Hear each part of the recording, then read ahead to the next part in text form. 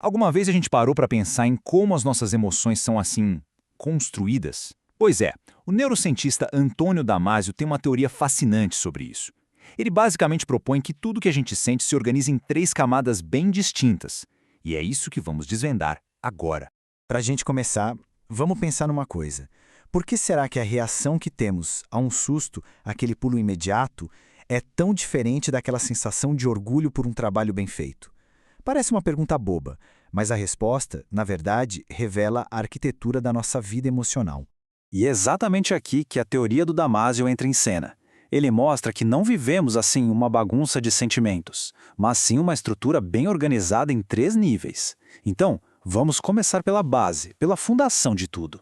Essa primeira camada, a mais fundamental de todas, é a dos nossos primeiros sentimentos. Sabe aquelas emoções que a gente não precisa aprender? Elas já vêm, digamos, de fábrica. O Damasio chama essas emoções de primárias. É bom pensar nelas como se fossem o nosso kit básico de sobrevivência emocional. Elas são inatas, ou seja, a gente já nasce com elas. E também são universais, compartilhadas por pessoas de todas as culturas. E aqui estão os exemplos clássicos que todo mundo conhece: alegria, tristeza, medo, raiva, surpresa e nojo. São reações automáticas a estímulos do mundo que estão com a gente desde a infância. Mas como é que algo tão automático assim funciona no nosso cérebro? Vamos pegar o medo como exemplo para entender esse mecanismo. O que exatamente acontece lá no cérebro quando alguma coisa nos assusta de repente? O processo é incrivelmente rápido. Primeiro, nossos sentidos captam algum sinal de perigo, e imediatamente uma área do cérebro chamada amígdala dispara o que a gente pode chamar de programa do medo, e o nosso corpo inteiro se prepara para lutar ou fugir. Tudo isso numa fração de segundo. E o ponto crucial é este: não é preciso ter consciência do que está acontecendo. O material de origem dá um exemplo brilhante. Pensa num pintinho. Ele nunca viu uma águia na vida, mas reage por puro instinto à sombra de um pássaro grande. É um reflexo de sobrevivência que já vem programado. Não é um pensamento elaborado. Bom, agora a gente sobe um degrau. Vamos para a segunda camada, onde as coisas ficam um pouco mais complexas, mais pessoais. É aqui que as nossas experiências de vida começam a moldar o que a gente sente. Estas são as emoções secundárias, ou, como o Damasio também gosta de chamar, as emoções sociais. Elas não nascem com a gente, elas são aprendidas. Elas surgem da nossa interação com o mundo, com outras pessoas e com as regras da nossa cultura. Sentimentos como orgulho, vergonha, culpa, ciúme, empatia, tudo isso entra nessa categoria. Pensa bem, para sentir orgulho, a gente precisa ter noção de uma conquista, certo? Para sentir culpa, é preciso entender que alguma regra social foi quebrada. Isso exige um processamento cognitivo muito mais sofisticado. A diferença fica bem clara aqui. As emoções primárias são respostas automáticas, focadas na sobrevivência. Já as secundárias são mais lentas, baseadas no pensamento e estão profundamente ligadas ao nosso contexto social e pessoal.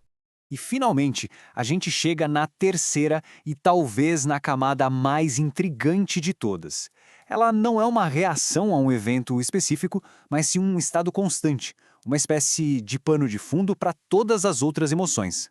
O Damasio chama essa de emoções de fundo. Elas são um reflexo direto do estado do nosso corpo. Não estão ligadas a algo que aconteceu lá fora, mas sim à nossa paisagem interna. Nosso nível de energia, nossa saúde, nosso equilíbrio. A metáfora que o Damasio usa aqui é simplesmente perfeita. As emoções de fundo são como o clima do nosso dia.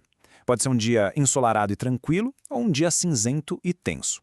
E esse clima interno acaba colorindo tudo que a gente vê e sente. Sabe aquele dia em que a gente se sente bem, com uma sensação de bem-estar, mas sem um motivo aparente? Ou o contrário, uma sensação de cansaço e tensão que parece pairar sobre tudo? Pois é, isso são as emoções de fundo em ação. É o nosso corpo se comunicando com a gente. Então, tá. Juntando tudo isso, qual é o panorama completo? Por que é tão importante entender essas três camadas? A nossa experiência emocional não é uma coisa só. É como uma orquestra tocando em três níveis diferentes ao mesmo tempo. As reações instintivas, os sentimentos que a gente aprendeu socialmente e, por baixo de tudo isso, aquele zumbido constante do nosso estado corporal. E aqui está o ponto-chave. Especialmente essas emoções de fundo que a gente muitas vezes ignora, são absolutamente fundamentais.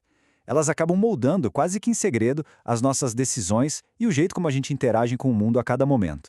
Pensa só, essa base emocional é o alicerce de tudo. Se o alicerce está sólido, com uma sensação de bem-estar, as nossas reações, tanto as primárias quanto as secundárias, tendem a ser mais equilibradas. Agora, se o alicerce está meio instável, com mal-estar, tudo pode parecer mais difícil. E com isso, fica uma reflexão final, né? Prestar atenção a essa camada mais sutil pode ser uma ferramenta poderosa de autoconhecimento. Fica a pergunta no ar: o que será que o nosso clima emocional interno está comunicando neste exato momento? A resposta pode ser muito mais reveladora do que a gente imagina.